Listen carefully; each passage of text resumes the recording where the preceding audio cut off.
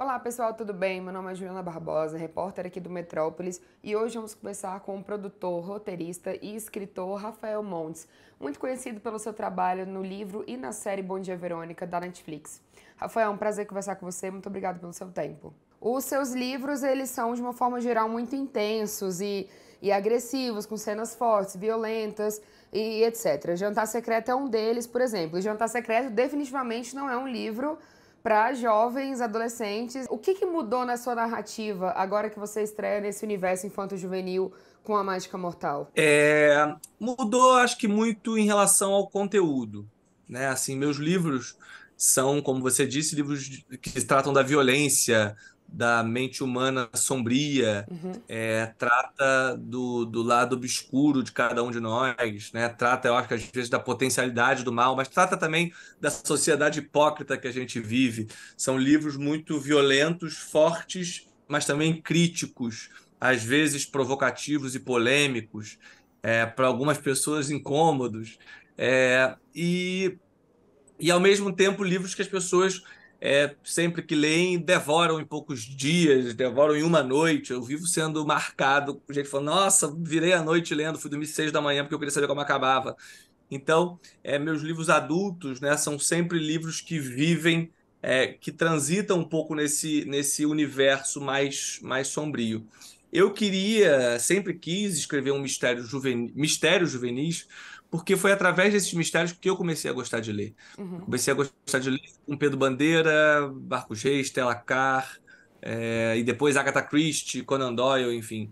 Então, eu sempre quis escrever mistérios juvenis. É, e essa primeira empreitada, que é o Mágica Mortal, né, aqui, é uma é um exercício nesse sentido. Foi um livro que eu escrevi muito incentivado pelo Pedro Bandeira, que é um autor que, como eu já falei, eu admiro muito. Eu não conhecia o Pedro, encontrei o Pedro numa Bienal e ele me apresentei a ele muito emocionado, porque realmente ele me marcou e eu acho que marcou uma geração, né, de leitores. E o Pedro leu meus livros e me incentivou, falando que eu tinha a pegada para escrever livros juvenis, para ser lido nas escolas, para fazer as pessoas se apaixonarem pela leitura. Dos meus livros, o que ele mais disse é: Rafael, seus livros são ousados, você não tem medo de nada, você ousa, e eu acho que e a gente precisa na literatura juvenil de gente ousada. Então eu decidi fazer um livro juvenil ousado. É um livro juvenil claro, ele pode ser lido a partir dos 10 anos de idade, ele não tem grandes cenas de violência descritiva, ele não tem palavrão, não tem sexo, é um livro juvenil. Mas ele não é também um livro bobo. Ele é um livro que convida o jovem leitor e trata o jovem leitor como alguém esperto, inteligente, atento ao mundo, que está descobrindo as coisas e aprendendo as coisas e também ensinando muitas coisas. Então é um livro, a meu ver, é, para jovens inteligentes e jovens que gostam de uma boa história, com muitas viradas, muita surpresa. É, Essa foi a minha vontade, pelo menos. Essa é uma mudança que vem acontecendo aí, né? Eu percebo que os escritores estão parando de fazer livros bobos para jovens adultos, né? E colocando histórias reais de fato ali, histórias fortes sobre o mundo, sobre a vida real. Eu acho que tem um detalhe muito importante também. Numa certa idade ali, quem compra os livros para os jovens que gostam de grande maioria são os pais, né? Ou são aqueles que têm acesso às escolas, considerando que o livro está caríssimo, né? O que faria, na sua opinião, um pai, por exemplo, comprar esse livro para o filho? E o que você quer que os jovens vejam com essa história? O que você quer que eles tirem daquilo ali? Quando eles terminarem o livro, falar, eu aprendi isso com esse livro que eu tô lendo agora. Acho que a primeira coisa, eu não gosto, confesso que eu não gosto muito, mesmo na literatura juvenil, da palavra aprendi. Eu acho que a literatura, ela é diferente do livro didático, ou seja, a função da literatura não é ensinar. A função da literatura é fazer pensar. A função da literatura é provocar. No livro adulto, muito mais. No livro juvenil, também. É, então, sem dúvida, sem dúvida, a primeira coisa que eu quero que todo mundo que lê pense caramba, ler é divertido, ler é legal, ler é tão legal quanto assistir a uma série, quanto assistir a um filme, quanto ler. Ler é muito legal. Eu acho que esse, sem dúvida, é o meu primeiro objetivo. Fazer os jovens se apaixonarem pela leitura. Não pelos meus livros, mas pelos livros. Uhum. Eu, escrevendo meus outros romances, eu já escutei muitas vezes pessoas falando: Nossa, eu tinha perdido o costume de ler. Eu lia muito na adolescência, entrei no trabalho, faculdade, não sei o quê, casei, tive filho, parei de ler. Perdi o costume da leitura. E voltei a ter o costume da leitura lendo Jantar Secreto, lendo Uhum. Dias Perfeitos, lendo Uma Mulher do Escuro. Eu escuto muito isso, muito, muito, muito. Em cada noite de autógrafo que eu faço, eu escuto brincando 10, 20 vezes isso. Então, se eu já faço isso nos leitores adultos, eu falei, poxa, por que não ajudar a formar leitores? Então, sem dúvida, essa é a primeira coisa. Além disso, o livro trata de diversos temas, trata de luto, porque enfim, a própria origem do grupo, da turma dos quatro Uhum. amigos, que é o Esquadrão Zero, começa a partir de uma morte, então trata do luto, trata da importância da amizade. Cada um deles tem uma vocação, tem um talento, tem uma força, mas também tem uma fraqueza, e eles vão entendendo que eles precisam estar juntos para conseguir vencer o assassino. Eu não contei a história do livro, né? O Mágica Mortal conta a história de um grupo de amigos, quatro amigos, Pedro, Pipa, Ana Lu e Miloca, que decide investigar, esse grupo decide investigar uma série de crimes que estão acontecendo numa cidade, cometidos por um mágico assassino. A cada crime ele deixa uma carta de baralho e ele comete os crimes através de truques famosos de mágica. Então, todos os truques que a gente conhece, que são os truques mundialmente famosos, feitos pelo Houdini, pelo David Copperfield, são esses truques que esse mágico realiza, mas fazendo o truque de maneira errada, de modo que a pessoa morre e não sobrevive. Uhum. É, e esse grupo então decide investigar esse mágico assassino antes que ele faça mais vítimas. É uma corrida contra o tempo, tem muita ação, muita virada, mas além de tudo isso, eu espero que antes de tudo seja um livro muito divertido de ler. Ele toca nesses pontos, ele toca no luto, toca na importância da amizade, toca na questão da descoberta da vocação. Tipo, nem todos somos iguais, cada um é melhor numa coisa, e olha que delícia, essa é a graça. Uhum. Né? Imagina se todo mundo fosse bom na mesma Sim. coisa, como seria ruim, né? Outra coisa também que me chamou a atenção é que a Mágica Mortal ele é um thriller, né? E assim, é envolvido num crime, tem um crime central ali, uma coisa bem Rafael Montes, né, por assim dizer. Eu sou fãzaça, assim, de Jantar Secreto, por exemplo, Bom Dia, Verônica, e tudo gira em torno meio que de, obviamente, para um público adulto, como a gente estava falando, é uma coisa mais agressiva, mais explícita, né? Bom Dia, Verônica me deixou chocada por dias, assim, do livro, a série mais ainda. E como é que foi escrever um thriller para adolescentes e como é que é escrever um thriller para adulto? Para mim foi muito automático, não, para mim foi muito natural. Para Uhum. mim foi. Eu para escrever o Mágica Mortal, eu pensei no que eu gostava quando eu tinha 12 anos. E eu queria ser mágico, eu queria ter um orangotango, então eu coloquei um orangotango. Colocando coisas que eu gostava, fiz um livro que eu quereria ler Uhum. aos 12 anos, se ele existisse naquela época, e que me faria me apaixonar por literatura.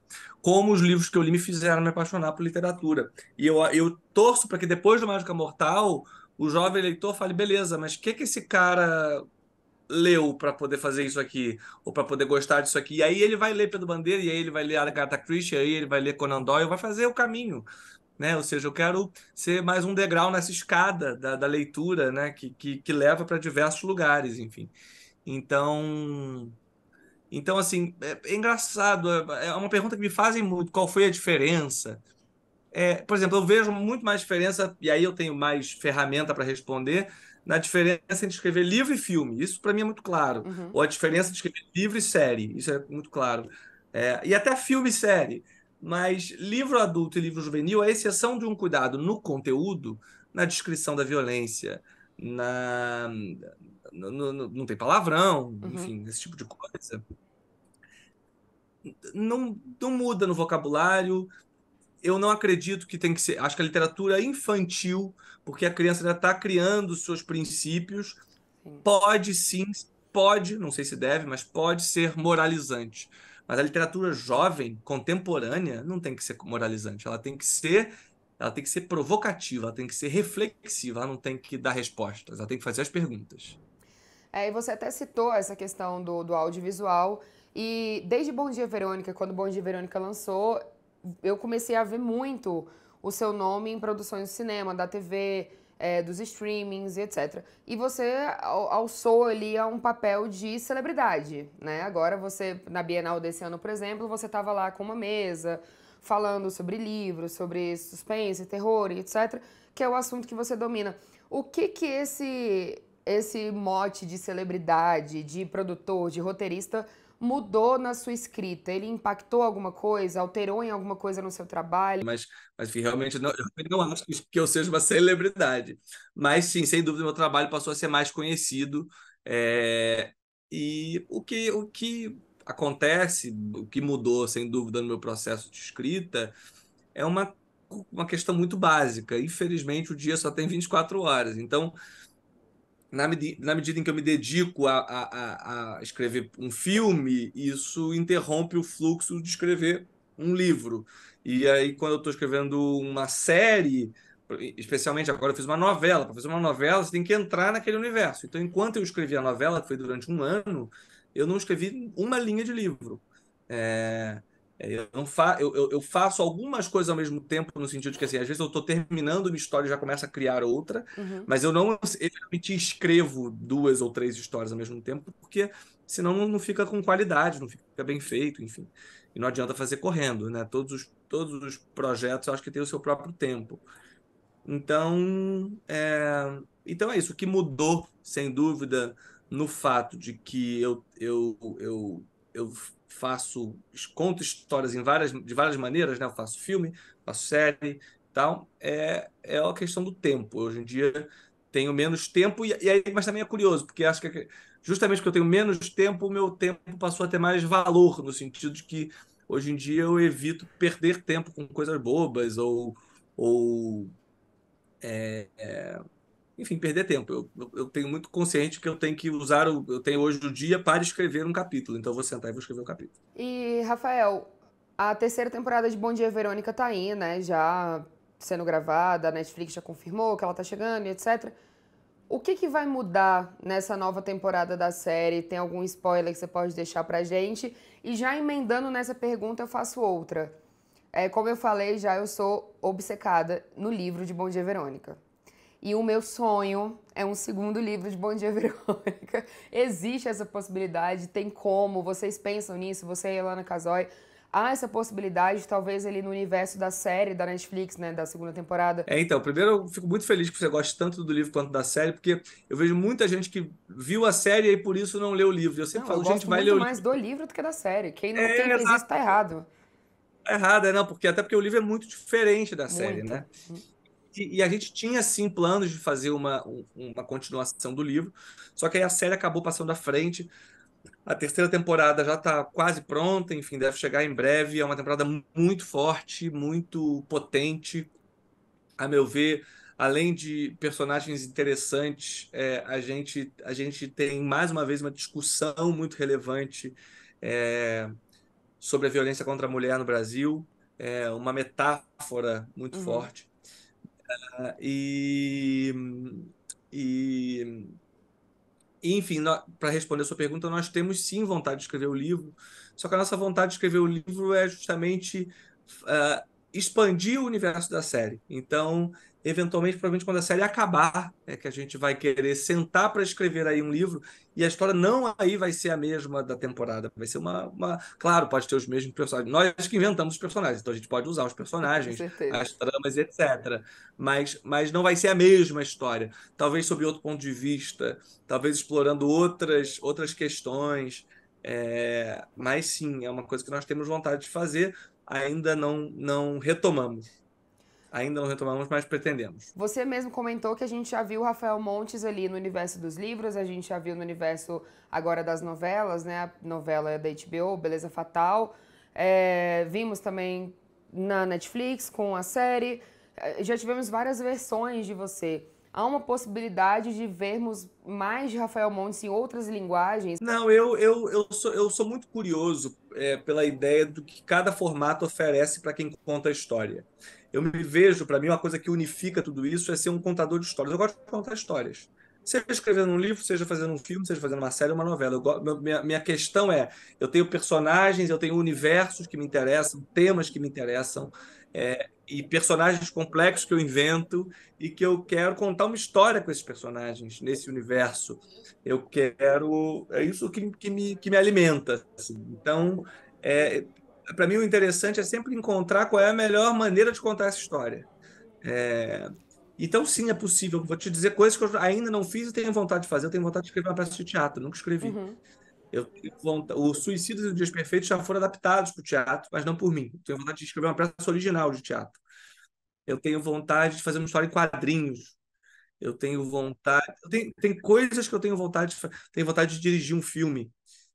Tem coisas que eu tenho vontade de fazer. Então, eu espero que a gente ainda tenha é, muitas histórias para contar. Espero que o público continue querendo ler e assistir. E meus leitores continuem, como eu sempre digo, espalhando a palavra, recomendando os livros. Os meus livros, felizmente, crescem muito no boca a boca das pessoas que terminam de ler e falam: Nossa, você tem que ler, como é que você não conhece e tal? Então é assim que o livro chega a outras pessoas. É, então, torço muito para que as pessoas queiram continuar a ler e ver, porque de minha parte eu quero continuar a fazer. Rafael, muito obrigada. Foi um prazerzão falar com você.